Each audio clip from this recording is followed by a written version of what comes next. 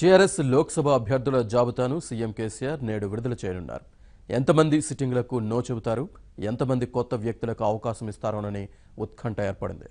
కాంగ్రెస్ అభ్యర్థుల జాబితా బీజేపీలో చేరికలను గమనిస్తున్న కేసీఆర్ బలమైన అభ్యర్థులను రంగంలోకి దించబోతున్నట్లు తెలుస్తోంది.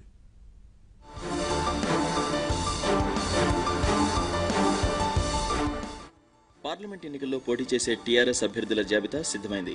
టీఆర్ఎస్ అధినేత కేసీఆర్ 15 పార్లమెంట్ నియోజకవర్గాలకు అభ్యర్థులను ప్రకటించబోతున్నారు. అసెంబ్లీ ఎన్నికల్లో ఎక్కువగా సిట్టింగ్ ఎమ్మెల్యేలకే అవకాశం ఇచ్చిన గులాబీ బాస్ ఈసారి ఎంపీల విషయంలో కొత్త అభ్యర్థులను రంగంలోకి దించబోతున్నట్లు టాక్. కొంతమంది సిట్టింగులకు నో చెప్పడంతో పాటు వ్యాపారవేత్తలకు ఈసారి గులాబీ లిస్టులో చోటు దక్కే అవకాశం ఉంది.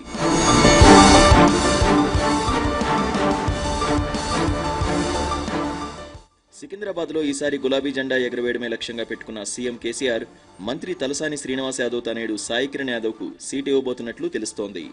సికింద్రాబాద్ నియోజకవర్గంలో ఎక్కువగా యాదవ్ సామాజిక వర్గానికి సంబంధించిన ఓటు బ్యాంకు ఉండడంతో సాయి కిరణ్ యాదవ్ను ఎంపిక చేసినట్లు సమాచారం. చేవెళ్ల నియోజకవర్గంపై సస్పెన్స్ కొనసాగుతోంది.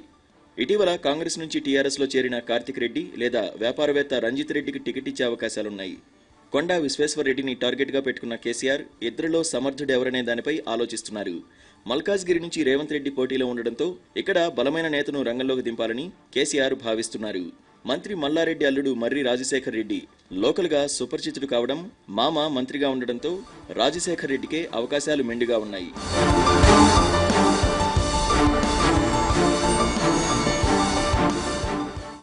ఖమ్మం లోక్సభ నుంచి నామా నాగేశ్వరరావు రేసులో ముందున్నారు.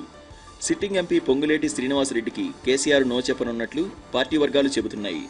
వ్యాపారవేత్త రాజేంద్ర ప్రసాద్ పేరు తెరపైకి వచ్చినా నామాకు సీటు ఇస్తే ఖమ్మం ఎంపీ సీటు గెలుస్తామనే ఆలోచనలో కేసీఆర్ ఉన్నారు. వరంగల్ పార్లమెంటు స్థానానికి సిట్టింగ్ ఎంపీ పసునూరి దయాకర్కు మరోసారి అవకాశం ఇవ్వబోతున్నారు.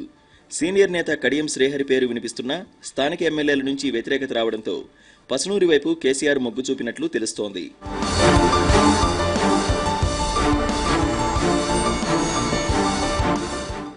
ఇక మహబూబాబాద్ నియోజకవర్గం నుంచి సిట్టింగ్ ఎంపీ సీతారాం నాయక్ కాకుండా మాజీ ఎమ్మెల్యే మాలోత్ కవితకు ఇవ్వనున్నట్లు సమాచారం.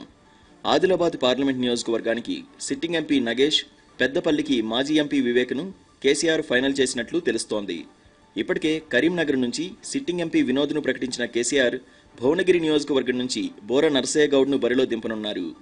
మెదక్ నుంచి సిట్టింగ్ ఎంపీ కొత్త ప్రభాకర్ రెడ్డికి మళ్లీ అవకాశం ఇవ్వడంతో పాటు జహీరాబాద్ నుంచి సిట్టింగ్ ఎంపీ బీబీ పాటిల్కు కూడా అవకాశం ఇస్తున్నట్లు తెలుస్తోంది. స్పీకర్ పోచారం తనయుడు భాస్కర్ రెడ్డి ఇక్కడి నుంచి టికెట్ ఆశిస్తుండటంతో అవకాశం ఎవరికి వస్తుందనే ఉత్కంఠ ఏర్పడింది.